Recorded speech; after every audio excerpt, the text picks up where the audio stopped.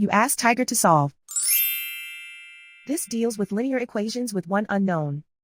The final result is x equals 29/14. Let's solve it step by step. Simplify the expression. Group like terms. Simplify the arithmetic. Group all constants on the right side of the equation.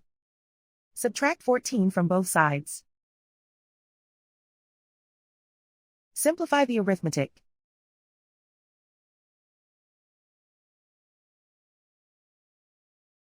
Isolate the x.